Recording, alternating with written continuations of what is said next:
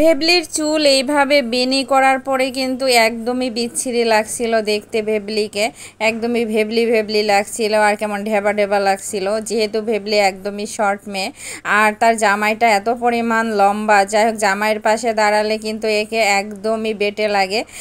মানে কি বলবো, যাই হোক। তো এই যে ভেবলি চুলগুলা যে এইভাবে বেনি করছিল আর দেখতে কিন্তু একদমই বিচ্ছিরি লাগছিল। তাই এখন রাজা ভিডিওতে এসে বলছে যে ভেবলির চুল পাতলা আর এই কারণে বেনি করে সুন্দর করে চুলকে আর কি স্ট্রেট করছে। তো এটা নাকি স্ট্রেট করছে আর সবাই ভুল বুঝেছে। তো রাজা এইভাবে আর কি অনলাইনে এসে বলছে। ভিউয়ার্স, সবাই কিন্তু জানে যে ভেবলির বাচ্চা হবে, তো বাচ্চা পেটে করে নিয়ে এই যে চুলের এই রকম সাজা বা চুলের এই রকম বানানো, এগুলা কিন্তু একদমই ওদের ঠিক হচ্ছে না আমি মনে করি। কারণ এগুলা একদমই ঠিক না। বাচ্চা পেটে যদি না থাকতো, রং ঢং করতো, নাচানাচি করতো, তাহলে সেটা অন্যরকম একটা বিষয় ছিল।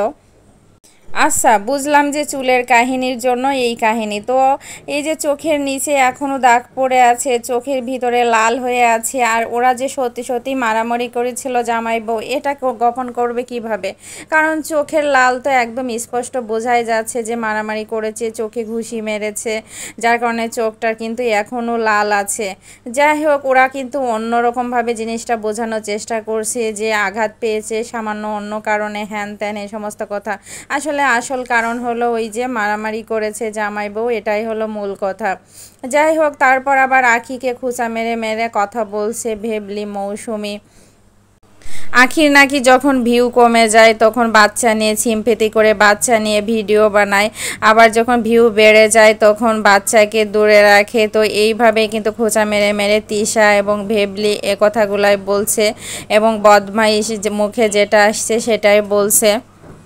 চলুন তাহলে শোনা যাক ওরা কিভাবে খুঁচা মারছে আখিকে। এই মৌসুমি, তোর বাচ্চা কই? এখানে বেড়াইতেছিস, আমাকে বসে বাচ্চা মাস নাই কেন?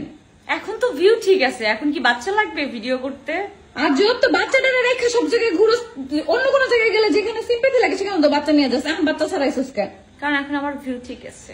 ও ভিউ কমলে তখন বাচ্চাটা ব্যবহার করবি? হ্যাঁ। থার্ড ক্লাস মেয়ে। তিশা আখিকে খোঁচা মেরে এভাবেই থার্ড ক্লাস মেয়ে বলল আখিকে। এখন আখি যদি খোঁচা মারে তাহলে আখি হয়ে যাবে খারাপ।